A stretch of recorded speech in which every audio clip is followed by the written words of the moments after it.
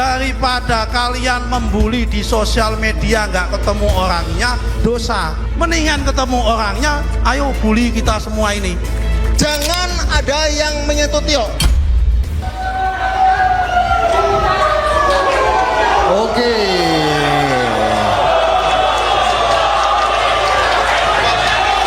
Oke.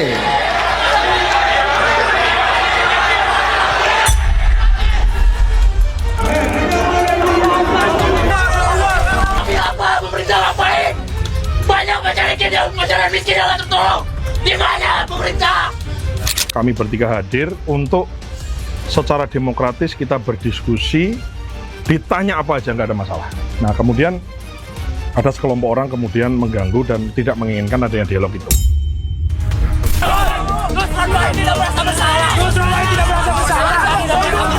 Saya yakin mahasiswa berdemo untuk mencari solusi, bukan untuk mencari kerusuhan, bukan untuk mencari ribut, bukan untuk menciptakan permusuhan dan menciptakan ketegangan, tapi mencari solusi karena rakyat butuh solusi. Kabinet ini bukan kabinet kerja, tapi kabinet untuk tidak ada oposisi. Kami tidak akan mengejar-ngejar mereka.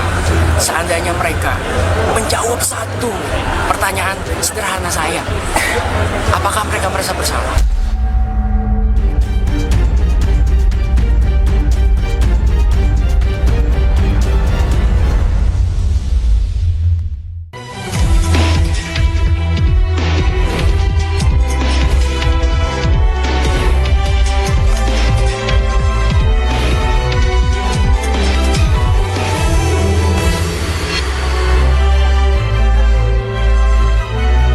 Kisruh dalam dialog di UGM bukan sekedar dinamika internal kampus. Ruang diskusi yang hadir penuh kecurigaan seakan menjadi miniatur ruang publik kita yang rentan, mudah tersulut dan miskin empati.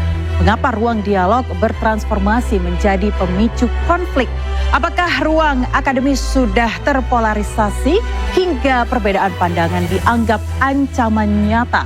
Kita bahas bersama dalam program Interupsi bersama saya, Aira Fus.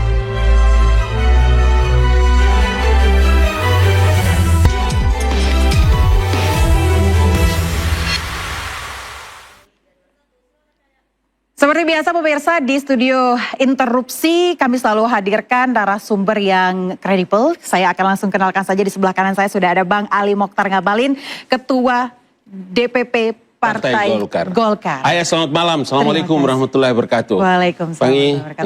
Ini saya pakai baju kuning bukan karena Golkar ya. Ya, tidak apa-apa. Tapi supaya adil karena ada Bang Ansi, saya juga pakai sepatu merah. Kalau warna jangan pernah ada dominasi penguasaan siapapun. Betul warna sekali. itu netral. Baik, malam ini kita netral ya. Dan juga saya mau ucapkan selamat datang untuk Bang David Pajung, aktivis 98 Pro Prabowo Gibran. Selamat malam Bang, terima kasih sudah hadir. Terima kasih. Lama berbuku apa? Siap. Sudah lama tidak bertemu. Iya, sudah lama itu bertemu. juga. Dan juga di sebelah kiri saya ini juga ada aktivis 98 juga, Ansi Lema, juru bicara PDI Perjuangan. Malam Ayah. Terima kasih Bang, cocok sekali ya. Anda sudah hadir di sini pada malam hari ini. Dan juga sudah ada pengamat politik Bang Pangi Syarwi Caniago. Malam Mbak Aya. Terima kasih sudah hadir. Asosiat Profesor. Malam Asosiat Profesor Bang Ali. Bukan. Profesor udah profesor 2 kali Bang Ali. Ini sebagai informasi juga seharusnya Bang Budiman Sujatmiko juga hadir pada kesempatan malam hari ini, namun last minute tadi katanya sedang ada acara, jadi harus cancel ke interupsi. Baik, saya ingin ingatkan kepada seluruh narasumber di interupsi ini, Anda boleh adu gagasan, boleh berargumen, tapi pastikan Anda katakan interupsi. Saya ke Bang Ngabalin terlebih dahulu. Bang, di forum diskusi yang dihadiri Budiman Sujatmiko, Sudaryono dan juga Nusron Wahid yang Anda mungkin secara pribadi cukup kenal begitu ya. Dikatakan oleh mahasiswa UGM bahwa ini adalah bukan forum diskusi substantif, tapi malah seperti ajang pamer pencapaian pemerintah. Menurut Anda seperti apa? Pertama terima kasih Ayah, kemudian kakak saya, kemudian Pangi, Abang David juga, pemirsa semua, terima kasih. Saya terus terang baru tadi mendengar rekamannya, kemudian pernah juga lihat di video, tetapi saya pikir itu biasa saja ya. Tapi yang paling biasa saja maksudnya apa? Biasa saja itu saya pikir dialog biasa saja, karena Sudah lama saya baru lihat ada dialog di Tanah Lapang. Karena kami hanya Di bisa... tengah-tengah mahasiswa. Iya, biasanya itu Idul Fitri atau Idul Adha di Tanah Oke, Lapang. baik. Ini ada diskusi Tanah Lapang. Yang kedua, saya jujur tidak mengerti apakah itu undangan mahasiswa UGM atau terakhir tadi dikasih tahu sama Bang Seto kalau itu adalah acaranya sahabat kita Budi dan si Budi. Di acara itu kemudian mengundang bapak-bapak menteri itu kalau nggak salah. Jadi saya pikir dalam alam demokrasi seperti hari ini dan anak-anak mahasiswa, adik-adik mahasiswa, saya kira kita ini semua aktivis. Aktivis jadi biasa saja dalam pengertian bahwa mungkin mereka berdialog. Kalau konflik tidaklah, karena itu bukan Amerika, Iran, dan Israel. Saya kira sudah damai juga sekarang kan. Jadi yang paling pokok itu adalah ada nilai yang harus diambil, ada value yang kira-kira harus bisa menjadi pembelajaran antara mahasiswa dan pejabat pemerintah. Apa value-nya kira-kira, Bang? Iya, Tadi dikatakan jadi ajang pamer pencapaian pemerintah. Iya, setidaknya begini, kalau dulu waktu kami di KSP itu ada satu mata kegiatan yang namanya KSP mendengar.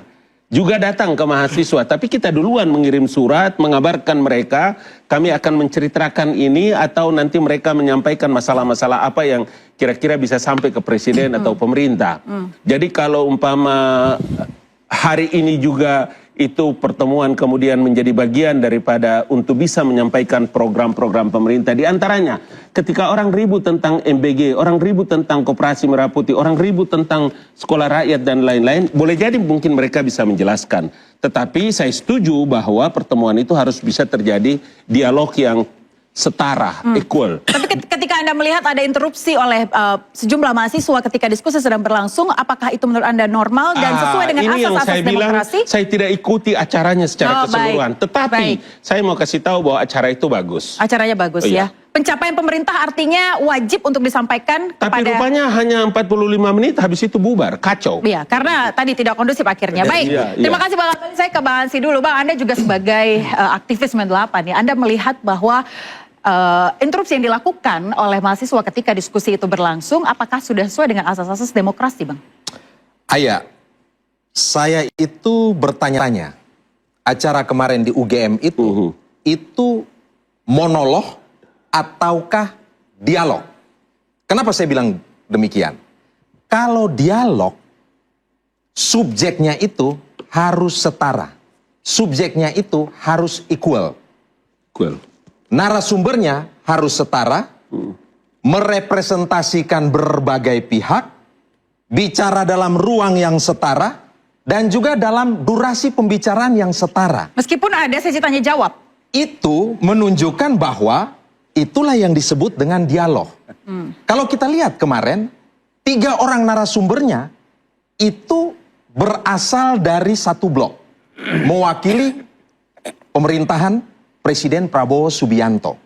Sementara yang lain adalah peserta yang diundang ke acara itu. Acara itu diselenggarakan di kampus UGM. Kalau zaman kami dulu waktu mahasiswa dan aktivis menyelenggarakan sebuah diskusi, itu mahasiswa nggak mau hanya menjadi pelayan intelektual. Ya, harus ada representasi narasumber dari sivitas akademika. Baik mahasiswa sebagai narasumber dan juga dosen ataupun juga peneliti. Supaya apa? Menunjukkan bahwa memang forum ini adalah forum yang representatif. Jadi bukan saja cover both sides, tetapi bahkan cover all sides. Sehingga diskusi ini menjadi sesuatu yang objektif dan adil. Dan yang bicara ini bukan Ansilema. Yang bicara ini filsuf politik namanya John Rawls, yang mengatakan yang namanya dialog itu harus memenuhi prinsip dan kaidah dasar, harus ada diskursus intersubjektif. Jadi kalau kita lihat kemarin, subjek utamanya itu 3 narasumber itu. Yang lain itu datang sebagai pihak yang diundang. Jadi dengan demikian harus ada narasumber dengan lainnya. demikian kalau kita lihat ini forum dialog ataukah monolog yang cenderung lebih dekat kepada semacam ceramah dan sarasehan yang sifatnya melakukan sosialisasi satu arah kepada para mahasiswa atau partisipan yang hadir di situ? Itu yang pertama pertanyaan saya. Pertanyaan yang kedua, itu kemarin itu diskusi atau lebih dominan sensasi dan provokasi? Kenapa? Kita bisa putar, ya. Apalagi Nih. keluhan mahasiswa UGM, di mana UGM ini adalah kampus lulusannya adalah Pak Anies Baswedan dan Pak Ganjar Pranowo yang kebetulan di dalam Pilpres kemarin saya sama teman-teman kalahkan. Loh kok iya kan faktanya begitu kan? Ya, ini kan faktanya. ini forum ini kalau tidak salah berbicara tentang nilai-nilai Pancasila dalam implementasi kehidupan berbangsa, bermasyarakat, bernegara. Hari ini, apa sih relevansinya menyebut dua tokoh tadi, Pak Ganjar Pranowo dan Pak Anies Baswedan dikalahkan oleh beliau dalam kontestasi elektoral beberapa waktu lalu. Padahal kalau kita bicara Presiden Prabowo Subianto, Presiden Prabowo Subianto ini paradigma dominannya itu adalah persatuan, gotong royong. Fase kontestasinya sudah selesai, sekarang menuju kepada fase rekonsiliasi bahkan konsolidasi dan sinergi untuk membangun bangsa. Kalau pernyataan-pernyataan awal saja sudah cenderung agak provokatif, tentu ini kan membakar ya para peserta yang lain begitu. Dan mahasiswa yang datang ke situ tentu sudah punya penilaian tersendiri terhadap pemerintahan Presiden Prabowo Subianto ini. Dan dalam konferensi pers mahasiswa UGM kemarin, mereka mengatakan bahwa mereka mengalami krisis kepercayaan terhadap pemerintahan ini karena berbagai alasan. Ya, alasan menyangkut praktek penyelenggaraan kehidupan bernegara, sejumlah program-program strategis utama, program mercusuar itu menjadi catatan para mahasiswa, baik dalam hal tata kelolanya maupun dalam hal ide dan juga gagasan besar serta bagaimana mendistribusikan kesejahteraan dan keadilan ke masyarakat. Mahasiswa itu kalau kita peras-peras, mereka bicara soal apa? Keprihatinan tentang kepentingan hidup masyarakat, soal pelemahan rupiah, soal ancaman PHK, dan ini berdampak kepada kemampuan daya beli masyarakat yang terus menurun. Ya, soal kemiskinan, saya rasa soal janji pertanyaan Anda penciptaan ini bisa lapangan kerja. dijawab kalau Bang Budiman sebenarnya ada di sini. Tapi pertanyaan saya adalah apakah menurut Anda pemerintah salah ketika melakukan diskusi dan menyampaikan data dan juga fakta di lapangan kepada mahasiswa yang ada di sana? Ya itu tadi yang saya katakan, kalau diskusi Dan itu di situ harus ada sesi setara. tanya jawab Bang Ansy. Ya, tetapi tanya jawab itu, ya ini bicara di kampus. Apakah kurang, ya dosen-dosen, para peneliti UGM yang punya kompetensi untuk membahas persoalan yang dibedah? Apakah kurang mahasiswa diajak untuk menjadi narasumber utama? Sehingga kemudian apa? Pertanyaan saya ketika diinterupsi oleh mahasiswa, apakah itu adalah perlakuan yang sudah on track yang dilakukan oleh mahasiswa atau seperti apa? Apa perbedaannya ketika Anda menjadi aktivis 98 saat itu? Mahasiswa datang dengan sebuah assessment atau penilaian terhadap kinerja pemerintah hari ini. Ya, kalau kita bicara demokrasi, demokrasi itu tidak bisa disimplifikasi sekedar sosialisasi kebijakan yang sudah berjalan. Demokrasi itu sejatinya pertama-tama itu harus ada dua aspek. Aspek emansipasi dan aspek partisipasi. Jadi dalam proses decision making proses pengambilan kebijakan, penentuan kebijakan, perlu ada diskursus partisipatoris dan diskursus emansipatoris. Untuk apa? Baik. Untuk merekam apa yang menjadi aspirasi publik, dan ini yang digodok dalam sistem politik sehingga kemudian menjadi kebijakan. Oke, saya tangkap poinnya. Saya mau tanya ke Bang David. Anda melihat perbedaan mungkin di zaman Anda ketika menjadi aktivis, Bang? Ya, jadi gini, pertama saya masih nyambung dengan sahabat saya Bung Ansy ya. Pertama kita bicara dulu soal identitas kampus. Kampus itu kan punya identitas sebagai benteng demokrasi, sebagai pengarah dan penentu peradaban ya. Lalu kemudian di situ dia harus imparsial, tidak terjebak pada opini-opini yang partisan ya. Lalu kemudian kampus itu sangat plural dalam sisi opini, sudut pandang dan pendapat. Makanya di kampus itu selalu ada namanya tesa, antitesa, melahirkan sebuah sintesa. Nah ini yang tidak terjadi kemarin ini. Sebenarnya bagi saya, kalau Bung Ansy tadi sedikit menyoroti soal representasi pembicara, Saya menyerotinya dari sisi karakter sebuah kampus ya, apalagi kampus sekelas UGM. Nah, bagi saya ini paradoks sebuah kampus dan identitas intelektual. Seharusnya justru siapapun yang hadir di sana harus diterima dalam konteks membawa sebuah gagasan dan ide terlepas dari ide dan gagasan itu berbeda. Karena kampuslah tempat membangun sintesa peradaban opini ya. Meskipun misalnya 3 tokoh ini sebagai representasi pemerintahan Prabowo Gibran, yang kita tahu bahwa hari ini, minggu-minggu ini memang demonstrasi mahasiswa itu sangat sporadis di mana-mana ya. Sebenarnya dalam konteks itulah 3 representasi pemerintah ini ada di situ dalam rangka mahasiswa ingin mendengar lalu kemudian memberi masukan.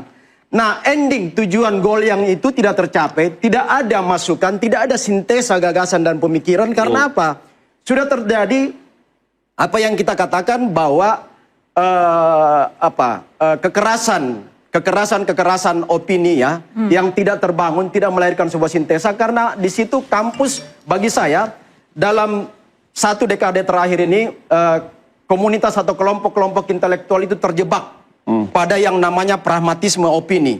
Mereka sering tampil di berbagai ruang-ruang publik, membawa identitas akademisi, membawa identitas sebagai orang kampus, tetapi opininya sangat parsial, melakukan keberpihakan. Berarti menurut Anda yang yang terjadi pada saat itu ini adalah sebuah anomali dari aktivitas dari demokrasi anomali di dan kampus. paradoks sebuah kampus. Oke, berarti Anda setuju dengan apa yang disampaikan oleh Kepala Bakom. Oke, baik, kita akan bahas detailnya lagi, Bang David, usai jeda, tetaplah bersama kami. Tahu. Terima kasih Anda masih diinterupsi. Saya kembali lanjutkan ke Bang David terkait tadi Anda bilang anomali, paradoks. Bahkan Wamentan dalam klarifikasinya mengatakan bahwa ada sekelompok atau penyusup yang sengaja memprovokasi agar diskusi ini dihentikan. Ya, saya pikir gini Mbak, satu fenomena yang kemarin ribut-ribut membuat BEM-BEM teman-teman aktivis mahasiswa, adik-adik mahasiswa ini kan terbelah dalam 2 kutub kan. Satu kutub yang mendukung si Tio itu mantan ketua BEM UGM dan satu komunitas BEM Bersatu itu yang menolak itu. Karena apa? Bagi BEM Bersatu itu, Tio dan kawan-kawannya ini sudah disusupi oleh pragmatisme politik yang mendesain gerakan-gerakan mereka yang tidak lagi murni. Oh, jadi menurut Anda ada desain dan tidak murni gerakan mereka? Kalau melihat pengusiran dalam forum-forum dialog seperti ini, apalagi sekelas menteri yang harusnya memberikan penjelasan, bahkan di situ sebenarnya kesempatan yang harus ada data dan fakta. Ya, harusnya adik-adik mahasiswa itu memanfaatkan momen itu untuk mengejar pertanggungjawaban moral pemerintah, meminta penjelasan secara detail, bahkan memberi masukan. Karena salah satu ciri kampus itu adalah problem solver kan, menawarkan solusi dari sebuah problem yang mereka analisis. Tapi itu tidak terjadi karena bagi saya itu terjadi kedangkalan, kemandulan intelektual adik-adik mahasiswa yang kemarin itu. Oke, nah, sebentar, saya tangkap poinnya. Saya ke Bang Pangi dulu karena Bang Pangi belum diberikan kesempatan. Tadi dikatakan bahwa ada desain di balik orasi-orasi yang disampaikan, bahkan penghentian salah satunya di diskusi UGM kemarin, Bang Pangi. Menurut Anda seperti apa, Bang Pangi? Iya, Mbak Aya. Anda? Ya, sebenarnya memang di dalam politik itu tidak ada yang alamiah, tetap ada desain. Apapun yang terjadi, termasuk soal kemarin Samsul menerima mahasiswa, itu kan desain. Nggak bisa lepas, termasuk soal siapa maksud Anda? Enggak, ini temanya beda sekali. Cuma saya hanya artinya tidak alamiah. Kan beliau sekarang sedang ada di Papua ya, membawa artinya apalagi cuma debat dan diskusi kan. Apakah itu tidak? Ya memang acaranya aja udah didesain dari awal kan. Nah, kalau Bang Silema tadi kan mengkritik tidak ada trigger, tidak ada istilah second opinion, tidak ada ketimpangan tidak equal gitu kan. Karena tidak ada pembanding untuk men-challenge pikiran itu, untuk mentesiskan dialektika tesis, antitesis, sintesis itu. Nah itu ya makanya kalau Mbak Aya bilang itu alamiah atau tidak alamiah, ya itu bagian dari desain semua gitu. Tetapi itu apakah salah atau benar dalam politik itu sah-sah saja. Yang namanya pemerintah untuk mensosialisasikan apa yang menjadi capaian, apa yang menjadi keberhasilannya, untuk dalam rangka menaikkan approval ratingnya, supaya memberikan harapan, menjawab semua kegelisahan, pertanyaan-pertanyaan publik selama ini. Dan mereka datang ke kampus tentu dengan keberanian juga. Tidak semua juga pejabat kita yang semewah mental itu loh. Itu mental seperti itu memang mental aktivis sepatu miring itu. menteri-menterinya ini kan aktivis semua. Iya. Kalau mental-mental pejabat anak mami, anak papi nggak sanggup, pada kabur semua. Ya kan? Nah ini maksud saya, ini sebenarnya kita apresiasi di situ. Yang kedua adalah, memang kekuasaan itu kan pada dasarnya prinsipalnya itu kan buta dan tuli kan. Nah perlu untuk dikritik kan dalam konteks itu. Cuma dalam konteks ini kan republik ini kan diuji bukan karena debat dan diskusi sebenarnya. Republik ini diuji karena hasil sebenarnya outputnya. Nah kalau kita mencermati generasi kita sekarang dengan model generasi zaman dulu dengan salah pikiran itu kan langsung mendowngrade personal. Saya nggak suka Bang Ali itu bukan karena pikiran yang nggak suka, orangnya juga nggak suka saya. Itu persoalan ini melatih pikiran berbeda ini nggak gampang. Saya di mahasiswa saya latih itu. Anda boleh nggak suka dengan pikiran saya, tapi Anda jangan sampai memaksakan nggak suka dengan wajah saya. Itu nggak boleh kemudian memukul rata nggak suka Bang Alinya, pikiran wajahnya pun nggak suka. Nah ini kan kemudian memunculkan ketidakmampuan di dalam berpikir untuk lebih berbeda dalam pikiran itu. Nah sehingga memang banyak kritik kemudian di saat mahasiswa dulu dibubarkan diskusinya, di saat mahasiswa dulu tidak diberikan ruang untuk berdiskusi. Nah tiba-tiba ini ada pejabat atau pemerintah yang ingin berdiskusi, tiba-tiba itu yang dibubarkan. Itu yang angle-nya di situ sekarang juga terjadi kan. Nah cuma di satu sisi itu juga kadang-kadang saya juga berpikir ada juga challenge pikiran saya. Kalau misalnya temanya adalah tema tentang Pancasila dan ekonomi gitu kan. Nah, apa yang diperdebatkan di situ kan juga banyak pertanyaan gitu. Isu yang dibangun di situ. Kenapa harus apakah di situ ahli Pancasilanya gimana? Kalau ahli ekonominya mungkin ada nggak cocok juga Menteri Pertanian ngomong ini di situ kan. Mungkin ideologi ekonomi Pak Prabowo adalah yang berdasarkan Pancasila itu yang disampaikan. Mungkin ada pasal 33 itu mungkin ya. Tambahan dari Bang Ansy. Saya ingin menegaskan bahwa memberi stigma, cap atau melabeli suatu kelompok kritis dengan mengatakan bahwa ini misalnya bagian dari desain besar, ya ditunggangi oleh kelompok-kelompok tertentu dan dibiayai oleh kelompok-kelompok tertentu. Ini adalah cara rezim. Kalau zaman 90-an, 98 dulu, cara rezim totaliter Orde Baru itu untuk memberangus gerakan mahasiswa, untuk memindahkan ya dari substansi kepada hal-hal yang remeh-temeh. Mestinya hari ini yang kita bedah, yang kita diskusikan adalah substansi yang dikritisi oleh mahasiswa, bahkan sebelum ada forum di UGM itu, mahasiswa UGM itu sudah bersuara, ya. Dan kita tahu kampus UGM itu mercusuar etis, mercusuar intelektual yang mereka suarakan apa? Kalau ditarik dalam konteks tema diskusikan kemarin kan bicara soal nilai-nilai Pancasila. Lalu bagaimana dalam implementasi hari ini? Mahasiswa UGM melihat ada gap yang sangat besar.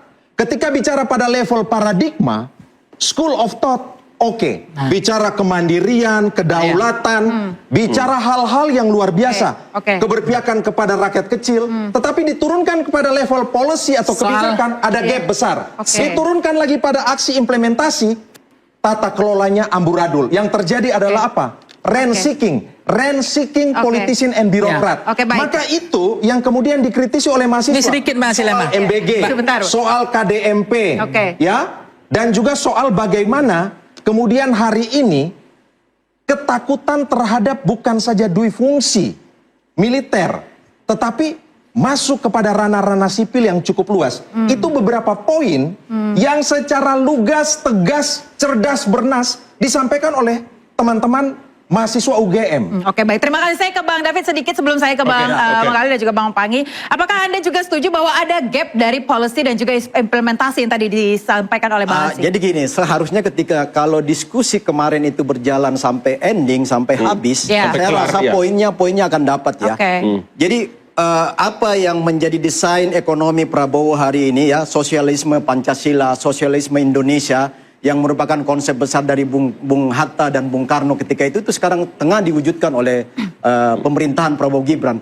Nah, dua pembicara kemarin ini khususnya Bung Budiman Sujatmiko dan Nusron Wahid adalah kawan-kawan kami juga aktivis 98 yang tahu betul bagaimana konstruksi berpikir dari sebuah konsep ekonomi Pancasila. Nah, sebenarnya disitulah perbedaan. Misalnya kalau saya dengan Bung Ansi Lema, kami ini mantan-mantan aktivis 98, kita terbiasa dengan dialog, bahkan merindukan untuk bertemu seorang presiden pemerintah untuk kami cecar dengan konsep kami ala mahasiswa ketika itu. Nah, sekarang sangat berbeda. Karena adik-adik ini bagi saya berani mengatakan mereka minim literasi.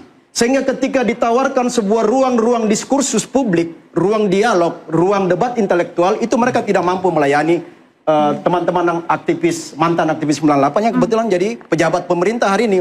Justru mereka harus memanfaatkan untuk mencuri ilmunya, paling tidak menawarkan sebuah solusi terhadap apa yang mereka pikirkan. Di mana Anda melihat bahwa mahasiswa zaman sekarang minim literasi, Bang? Nah, buktinya ketika diajak berdebat, berdialog kan mereka justru mengusir kan, menolak. Di situ tidak ada dialog, tidak ada dialektika gagasan dan pemikiran yang lahir di situ. Mereka teriak-teriak mengusir karena tidak menerima kehadiran pemerintah di situ. Juga, Pak, ya. Nah, itu yang sangat disayangkan. Miskin literasi, mereka tidak mungkin secara fasih dan sangat intelek mengkritisi 335 triliun rupiah untuk MBG bermasalah dalam hal tata kelolanya. Karena mereka sangat kritis, maka kemudian ada kritik yang tajam dilakukan oleh para mahasiswa itu. Kalau mahasiswa UGM tidak kritis, mereka kemudian tidak mempersoalkan hari ini, ya, ruang-ruang dan koridor-koridor sipil itu dimasuki oleh militer. Kemudian pendapat Anda terkait dengan tadi kata apa yang disampaikan oleh mahasiswa UGM menurut saya itu khas kaum terpelajar. Dan mahasiswa UGM itu tampil dalam 3 karakter kalau saya lihat kemarin. Satu, mereka terpelajar. Mereka betul dengan proses penalaran. Sehingga kemudian mereka bicara kelas menengah yang rentan turun menjadi kelompok miskin. Bagaimana mengatasi ancaman PHK dan kemudian untuk menciptakan lapangan kerja. Narasi-narasi itu sangat fasih mereka sampaikan. Anda setuju itu, Bang David? Silakan interupsi. Jadi kemarin itu kalau kita melihat nggak keluar narasi-narasi dan argumentasi yang dibangun oleh adik-adik mahasiswa dalam case kemarin ya. Case kemarin, dalam diskusi di UGM ya. Nusron Wahid dan Budiman Sujatmiko dan Pak Sugiono itu. Itu nggak terlihat di situ. Nah, sebenarnya itu yang ditunggu oleh pemerintah, representasi 3 pejabat pemerintah itu mau mendengar sebenarnya gimana sih konsep adik-adik UGM ini terhadap realitas konteks kebijakan pemerintah hari ini. Nah, kalau yang disampaikan tadi sahabat saya Bung Ansi itu sebenarnya kalau soal bicara soal angka-angka saja itu terlalu prematur dan sangat artifisial ya. Sebenarnya kan yang ditunggu oleh teman-teman pejabat pemerintah kemarin itu tawarkan solusi menurut kalian terhadap realitas program pemerintah hari ini. Jadi menurut Anda aksi mahasiswa kemarin itu tidak ada solusinya? Nggak ada solusi. Oke, kita akan bahas lebih lanjut lagi pemirsa, usai jeda tetaplah bersama kami. Tadi dikatakan Bang David bahwa setiap orasi atau mungkin pikiran-pikiran dari mahasiswa itu harus ada solusi dari apa yang ingin mereka sampaikan. Saya mau tanya Bang Pangi, seperti apa Bang? Iya, ini kan tadi saya sedikit spill yang Bang Ansi Lema bilang stempel ya. Memang dulu kan Orde Baru adalah politika religion, bukan religion politik, bukan agama yang disucikan tapi ideologi yang disucikan. Pada masa itu yang disucikan adalah Pancasila. Jadi Pancasila tidak salah, tapi digunakan untuk instabilitas politik. Jadi kalau ada orang yang kritik, ada yang protes, ada yang melakukan demonstrasi, dianggap anti Pancasila, anti instabilitas, anti pembangunan. Dan darahnya boleh untuk karena memunculkan disorder ketidakteraturan bisa ditertibkan oleh negara. Kalau sekarang atas nama Pancasila.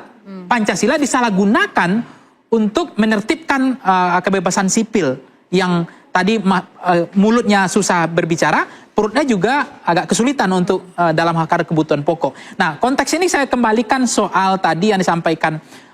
Saya tetap orang yang komit dan konsisten. Konsistensi saya, ketauladanan itu berasal dari jauh dari kekerasan fisik. Itu saya ikut. Saya nggak akan geser itu. Bahwa itu memang salah, memubarkan itu nggak boleh.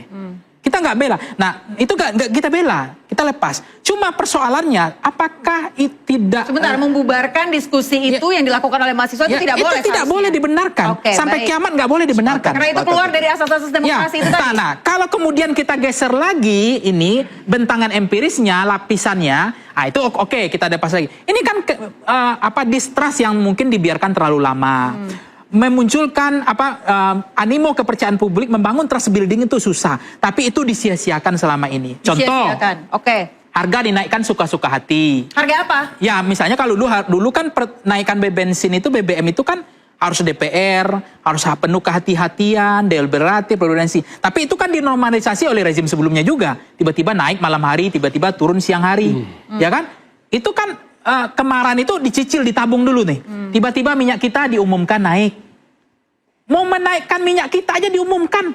Yang diumumkan itu bukan bego Bang Ali. Yang diumumkan itu kalau minyak kita turun kan. Apa yang diumumkan? Itu kan menabung lagi. Habis itu menterinya ngancam-ngancam. Mau lawan rakyat. Ya kan? Suka nantang-nantangin rakyat. Siapa yang termasuk tadi Menteri Nusron tadi. Ya kan? Itu kan membuat lele dalam kolam makin keruh. Ada lele makin keruh. Jadi maksud Anda ini adalah kumpulan kemarahan dari terus masyarakat. Dicicil lagi adalah negara rakyat udah bayar pajak luar biasa, mulai dari pajak jual beli, pajak kendaraan, pajak bangunan, pajak kita beli token listrik, pajak restoran, ya kan, pajak BPATB, apa pokoknya banyak, cuma satu pajak yang nggak dipungut rakyat, pajak kita cebok aja nggak, ya kan? Tapi ketika uang yang begitu besar ini, yang begitu besar dikelola oleh negara, tiba-tiba digelontorkan dalam satu programnya mulia dan baik, tapi tanpa tata kelola yang penuh kehati-hatian, tanpa deliberatif, tanpa riset, tanpa KPI yang jelas, kemudian sangat berani gelondongan. Tidak ada autopilotnya, pilot projectnya. Nah, ini bentar, ini menarik ini sebenarnya. Intinya, kita tidak punya banyak waktu. Ini duit rakyat dihambur-hamburkan begini kan, akhirnya mungkin ini yang membuat mahasiswa ini sesuka-suka hati nih. Nah, tiba-tiba ada undang-undang yang ketok palu saja, nggak ada pembahasan, ini nggak ada. Rakyat ini mungkin jadi menurut saya ya ada kesalahan karakter dari politisi. Tabungan ada dulu bencana nasional, tetapkan dong, ngotot pemerintahnya nggak mau, tapi kemarin dikucurkan juga akhirnya. Ini ditabung terus, dicicil terus. Nah, ada juga kemarin BPJS mau dinaikkan lagi, nggak ada otaknya. Rakyat lagi susah. Iuran aja. Ini menarik sebenarnya. Tapi Mbak intinya. Jadi membuat ini yang tidak terkenal ini generasi strawberry menurut saya. Dalam konteks mungkin bacaan bukunya banyak, tapi emosinya ini kan generasi liar juga. Baik, saya ke Bang Abalin. Bang Abalin, Anda sebagai politisi Golkar, seharusnya seperti apa politisi? Saya pertama terus terang ingin menyampaikan bahwa sungguh saya sesalkan ya. Saya sesalkan acara itu bisa begitu bubar dengan tidak ada satu konklusi yang bisa didapatkan dari kedua belah pihak.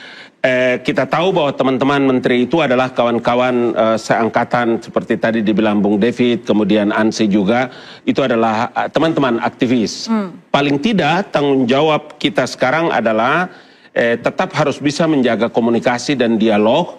Kita harus mendukung mereka untuk sukses, sebab kalau mereka gagal, itu adalah kegagalan generasi kita. Suka atau tidak suka seperti begitu. Sebentar, mendukung program yang sedang mereka buat. Iya, dia harus tetap diberikan didorong untuk bisa menjalankan amanah sebagai anggota kabinet dengan baik. Di samping, kenapa tadi saya bilang saya sesalkan karena setidaknya kemarin itu mereka harus bisa mendapatkan penjelasan tentang pertama pemborosan terhadap anggaran pendapatan belanja negara yang terkait dengan program MBG.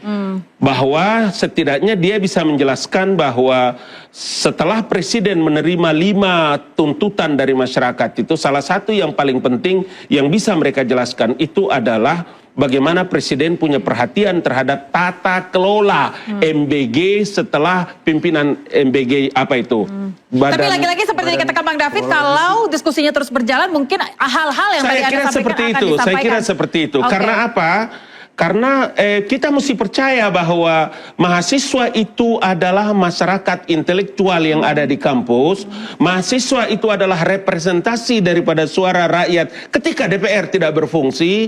Dan masyarakat dan mahasiswa itu adalah the young generation for our country untuk akan datang.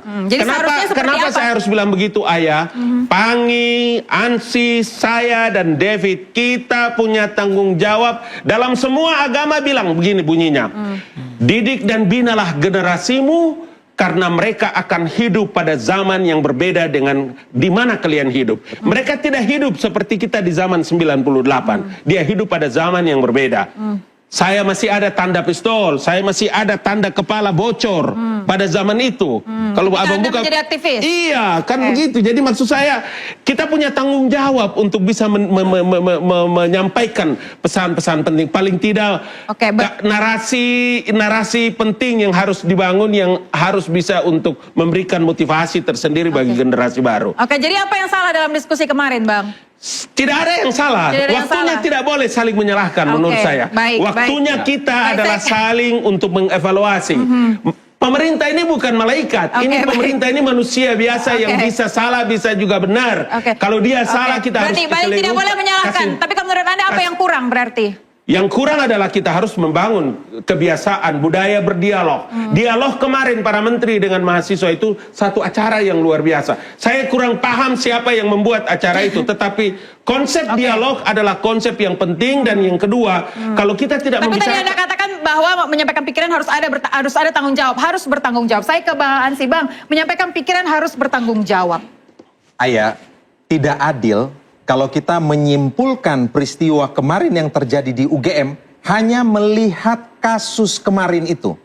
Oh, jadi kita harus Anda itu melihat sudah ada kumpulan-kumpulan. lebih Artinya panjang, tabungan, bentangan. lebih komprehensif. Mahasiswa itu datang dengan titik keresahan, dengan kekecewaan. Mahasiswa itu datang dengan keresahan yang sudah menumpuk. Terhadap apa? Terhadap berbagai praktek penyelenggaraan kekuasaan negara. Mereka datang, mereka sudah dengan pertanyaan-pertanyaan bahwa ketika bicara Tapi tidak ada pertanyaan, Bang. Sepertinya kemarin itu bahkan Pak Nusron saja mengajak mereka ke Papua, tapi tidak ada respon. Karena memang pembicaranya itu cenderung satu arah. Itu kan sudah berjalan sekian proses, kan begitu. Dan cenderung yang seperti pembukaan tadi saya katakan, lebih terkesan sebagai agenda sosialisasi. Bahkan sebelum sosialisasi itu berlangsung, terkesan lebih banyak sensasi, miskin argumentasi, bahkan provokasi kepada para mahasiswa. Tapi apa yang salah dengan sosialisasi pencapaian pemerintah? Loh, sosialisasi itu monolog, itu satu arah, itu bukan diskursus. Kalau diskursus itu yang saya katakan, ada tesa, antitesa, dan sintesa, seperti yang dikatakan oleh kawan saya tadi, Bung David. Jadi mahasiswa sebenarnya kan mahasiswa itu kan pertanyaannya sudah ada. Ya misalnya. Tapi apa yang membuat, Bang, ini pertanyaan yang saya dari tadi sudah pikirkan, apa bedanya mahasiswa yang berkumpul di tempat diskusi itu dengan mahasiswa yang datang dan menginterupsi diskusi itu? Ya artinya kan begini, contoh sederhana aja, kita boleh bicara bahwa misalnya MBG bagus dari segi konsep menurut pemerintah, tapi mahasiswa bertanya sederhana, lalu apa manfaatnya bagi petani tradisional dan kecil, peternak di desa-desa dan juga nelayan tradisional.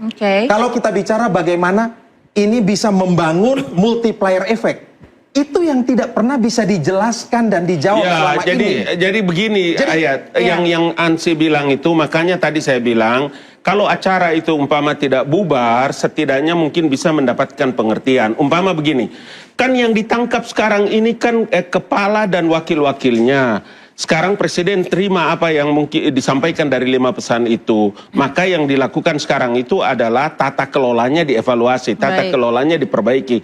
Bagi saya anak Papua ini, Fak-Fak, Ansy, kita orang NTT ini dari Toraja, orang-orang di kampung ini, anak-anak keluarga kita ini sangat perlu itu dengan MBG.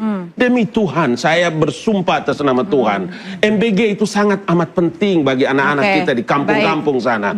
Jadi saya kira ini kalau di kampung kan berarti itu kan ada prioritas, ada pilot project, misalnya 3T kan begitu. Ini kan yang terjadi satu Indonesia. 3T ini yang sekarang lagi dilakukan dipertanyakan oleh mahasiswa-mahasiswa termasuk mahasiswa UGM, ITB dan seterusnya, Abang. Nah, makanya begini kemarin, kalau umpama acara itu tidak bubar, saya punya keyakinan penting bahwa Pak Nusronnya, Pak Sugiononya, Pak sahabat kita Sudaryono, Budiman Sujatmiko akan bisa menjelaskan bahwa tata kelola maka MBG itu akan pasti dilakukan perbaikan. Kenapa? Karena itu penting. Menurut saya itu adalah agenda nurani seorang presiden yang melihat rakyatnya di daerah-daerah, anak-anak sekolah untuk kepentingan masa depan generasi baru. Saya tambah dikit dari Bang Ali ya. Jadi sedikit saja Pak intinya. Iya, jadi gini. Ketika kehadiran kawan-kawan kemarin yang merupakan representasi pemerintah itu ingin menjelaskan sebenarnya bahwa demo-demo selama seminggu kurang lebih ini kan sudah ada langkah-langkah action real yang dilakukan oleh pemerintah menjawab kegelisahan aspirasi adik-adik mahasiswa. Contohnya dengan pemecatan dan langsung proses hukum 3 pimpinan MBG BGN ya.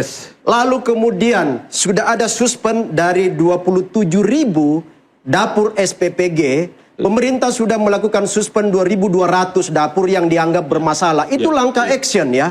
Nah itu juga yang diminta oleh adik-adik mahasiswa. Nah, saya lebih mengapresiasi kelompok mahasiswa yang atas nama BEM Bersatu yang kemarin datang menggeruduk kantor Wapres, minta waktu kepada Wapres untuk menyampaikan aspirasi mereka, gagasan mereka, dan diterima baik oleh Wapres. Di situ terjadi diskursus dialog. Akhirnya ada solusi yang mereka lahirkan bersama. Dan itu ditunggu oleh adik-adik BEM Bersatu itu. Ketimbang dengan yang saya katakan bahwa kekerasan-kekerasan dialog itu, pengusiran ya, menolak diskursus itu terjadi, menolak dialog, nggak ada solusi yang dilahirkan sebagai, padahal kampus itu salah satu yang saya katakan ciri kampus adalah menawarkan sebagai problem solver. Menawarkan artinya solusi. sudah ada evaluasi yang dilakukan oleh Sebenarnya pemerintah. sederhana, interupsi dilakukan itu karena ada krisis kepercayaan akut dari mahasiswa. Krisis kepercayaan akut dari terhadap mahasiswa. Kita pemerintah akan ini. bahas lebih lanjut usai jeda, pemirsa, tetaplah bersama kami. Terima kasih Anda masih di interupsi. Saya kembali ke Bang Ansy. Bang, tadi Anda menyentil soal kepercayaan. Ya, kepercayaan itu sesuatu yang sangat mahal dalam politik. Kepercayaan itu muncul kalau ada kepuasan atas kinerja pemerintah. Dan kepuasan atas kinerja pemerintah harus dibangun dengan reputasi kerja yang konkret dirasakan oleh masyarakat. Dan diskusi kita malam hari ini mestinya bukan cuma fokus menyasar pada siapa yang mengkritik dan bagaimana cara mengkritiknya. Tetapi jauh lebih penting itu adalah substansi yang dikritik itu apa. Ini yang harus ditangkap oleh pemerintah, ngerti akar persoalan yang dikritisi sehingga kemudian solusi itu tepat sasaran. Nah, ini sebenarnya yang diinginkan oleh para mahasiswa. Baik, saya akan kembali lagi kepada Anda nanti untuk closing ya Bang ya. Kita ada di segmen terakhir. Saya ke Bang Ngabalin terlebih lagi. Bang, jadi seharusnya ruang dialog seperti apa yang harus dilakukan pemerintah sehingga suara mahasiswa juga bisa didengar. Apalagi tadi dikatakan Bang Pangi bahwa ini adalah kumpulan-kumpulan emosi sudah dari lama begitu ya. Saya mengerti Ansy sampaikan, saya mengerti yang disebutkan oleh Pangi, saya juga mengerti apa yang tadi David kemukakan. Karena begini, dalam situasi seperti hari ini saya setuju bahwa apa yang saya usulkan bahwa membuka ruang dialog dengan publik itu sangat amat penting. Artinya begini, saya juga berpendapat bahwa tidak akan mungkin sebuah pemerintahan yang dipilih oleh rakyat. Luar biasa kan dukungan masyarakat kepada Prabowo Gibran ini. Tidak mungkin mereka akan bisa menyia-nyiakan rakyatnya. Apa-apa yang dilakukan oleh pemerintah dan program-program yang mereka canangkan ini pasti untuk kepentingan masa depan bangsa, termasuk kepada generasi. MBG ini kan sebetulnya cita-cita seorang Presiden Prabowo itu untuk masa depan generasi yang cerdas kan. Jadi saya mau bilang bahwa dikatakan ruang MBG dialog juga menjadi salah satu hal yang membuat Prabowo dipilih oleh rakyat. Iya, ruang dialog itu penting. Ruang dialog itu penting dan saya memang harus, insya Allah saya akan sampaikan kepada Pak Menteri Nusron karena dia sama-sama dengan saya di Partai Golkar. Saya juga akan bilang kepada Partai Golkar, kepada Ketua Umum bahwa waktunya sekarang adalah pemerintah hanya bisa mendengar. Mendengar dan mengevaluasi, mendengar dan melaksanakan, mendengar dan jangan berhenti. Bosan, capek dikritik, tetapi harus kita terus untuk bekerja untuk kepentingan masa depan bangsa. Satu lagi yang saya mau bilang, Ayah. Intinya Bang, kalau kita bisa lewati apa yang sedang dan akan dilakukan dengan berbagai macam tantangan masyarakat dan pemerintah, kita semua bisa lewati kisah ini, maka Indonesia akan muncul sebagai negara yang kuat dan luar biasa terima kasih. pertahanannya. Bang Pangi, ruang dialog seperti apa yang harusnya terjadi dan dilakukan oleh pemerintah? Ya begini Mbak ya, pertama konsistensi keteladanan itu harus datang dari puncak kekuasaan. Dalam konteks ini presiden. Saya tidak mencermati belakangan ini Presiden Prabowo tidak seperti Prabowo yang dulu gitu. Memang yang dulu seperti apa Bang? Ya tetap menggebu-gebu tapi dia menjaga wibawanya, pidato kerakyatannya. Tidak kemudian sampai menjulurkan lidah sambil nyenye-nyenye dengan mimik seperti itu. Ini saya nggak tahu ilmu dari siapa ini penyakit seperti ini. Kaitannya dengan ruang dialog seperti apa, Ini Bang? kan, ya maksud saya, pada tema. itu kan juga menjadi pemantik kemarahan-kemarahan emosi publik itu. Kemudian bilang anjing menggonggong, kapilah berlalu. Nah ini menurut saya sangat tidak tepat gitu. Jadi makanya saya bilang, jangan-jangan pidato presiden inilah yang kemudian merusak kinerja presiden sendiri gitu. Padahal kinerja Presiden Prabowo ini, mohon maaf, ini udah banyak yang bagus ini. Nah, tapi karena pidatonya, maka saya bilang, sarankan stop dulu dah pidato-pidato dulu gitu. Karena ini yang kemudian menjadi gelap semuanya. Dolar lah, kayak nggak baca buku Presiden Prabowo, dolar nggak butuh di desa. Padahal ini pembaca buku yang paling hebat Presiden Prabowo ini, 50 buku per hari. Kalau ke luar negeri itu bacaan bahasa Inggris.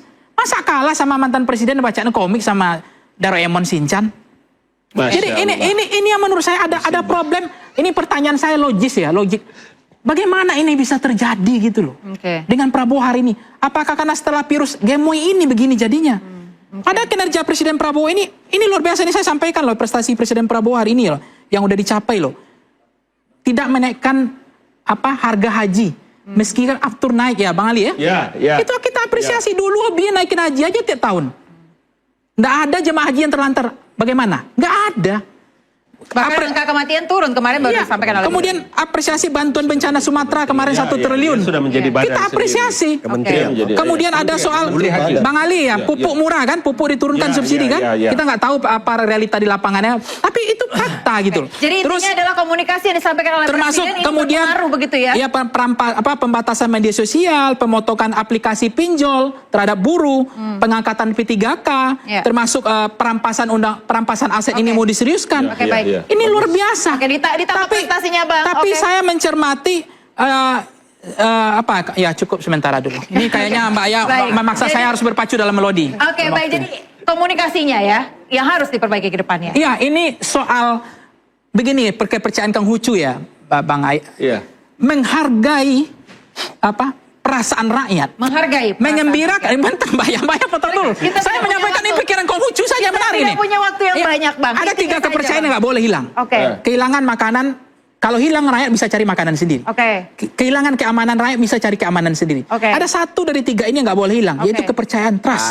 Trust. Kalau trust yang hilang itu susah. Walaupun masyarakat itu nggak makan, tapi kalau masih percaya, dia akan memberikan harapan kepada presidennya. Terima kasih. Ke Bang David. Bang David, seperti apa? Pertanyaan yang sama. Ruang dialog seperti apa yang seharusnya dilakukan? Ruang dialog itu karena gini, ini kan era post-truth ya. Era pasca kebenaran. Di mana manipulasi lewat teknologi itu sangat masif terjadi. Coba lihat di medsos. Maka signifikan begitu urgennya para menteri, wakil-wakil pemerintah itu menjelaskan dalam forum-forum seperti yang kemarin itu. Tetapi kan ada penolakan di situ. Lalu kemudian dari mana mereka bisa menerima kebenaran itu, informasi yang berimbang, kalau tidak mendengar dari sumbernya langsung. Itu yang pertama. Yang kedua saya bilang kampus itu harus menempatkan diri selalu sebagai pada positioning imparsial. Tidak memihak. Para akademisi kampus juga harus ada pada posisi imparsial. Jangan parsial ya. Jangan menyampaikan opini yang berpihak ya, partisan. Nah, itu yang kemudian diikut oleh sebagian besar adik-adik mahasiswa yang mengikuti pola dari para akademisinya, yang memang menyampaikan opini-opini yang tidak imparsial, tidak netral. Bahkan kita lihat ya, ketika kontestasi 2024 kemarin kan, kampus para akademisi kampus-kampus itu kelihatan melakukan keberpihakan pada calon-calon tertentu. Itu yang diikut oleh adik-adik mahasiswa hari ini. Dan itu yang kita tidak ingin terjadi, kampus direcoki dengan komunitas-komunitas atau orang-orang yang mengatasnamakan independensi padahal opininya partisan. Ya. Baik, itu yang kita tidak ingin. Dengan pertanyaan yang sama, Bang. Ruang dialog seperti apa yang harus dilakukan? Pemerintah ini adalah pulihkan kepercayaan publik. Anda satu suara dengan Bang Pangi. Kepercayaan publik itu lewat apa? Lewat kerja nyata yang berdampak kepada masyarakat. Distribusikan kesejahteraan dan keadilan kepada masyarakat. Ukir prestasi buat legacy. Yang pertama. Yang kedua, perbaiki komunikasi, yes. Tetapi action speaks louder than words. Ya. Prestasi kerja nyata lebih penting dari sekedar komunikasi. Biarkanlah kerja-kerja nyata yang bermanfaat bagi publik, dialah yang bercerita. Dari sana kepuasan publik terbangun, dan kepercayaan terhadap pemerintah ini akan semakin kokoh. Dan yang terakhir saya kutip filsuf politik yang namanya Chantal Mouffe. Ini harus kita Dia kutip katakan ya. apa? Demokrasi yang sehat adalah demokrasi yang tidak memaksa semua pihak, termasuk tidak memaksa mahasiswa untuk berpikiran seragam, untuk berpikiran bisa sepakat, uniform, tetapi tetap memberikan ruang perbedaan kepada para mahasiswa. Baik. Mbak ya, dikit aja Mbak ya. Ada dikit lagi ya? Terus Dikit ini filsuf nih. belajar yang kuat karena masa depan Republik ini ada di tangan adik-adik Baik, mahasiswa. tepuk tangan untuk Habis Bapak-bapak waktunya. semuanya. Mendukung pemerintahan Narasumber Prabowo Gibran. kita yang hadir Itu yang di penting. studio Instruksi ya, Supaya kebebasan Republik ini berpendapat mantap adalah filsuf nafas kita, Pak Ansy demokrasi. Lema Lidah ini. yang dipaksa diam tak akan memadamkan kebenaran. Sebab Berpacu moralitas melodi selalu kita. menemukan cara untuk bersuara. Saya Aya Nufus, saya pamit. Selamat malam dan sampai ketemu pekan depan. Memang susah sama Mbak yang ngatur napas.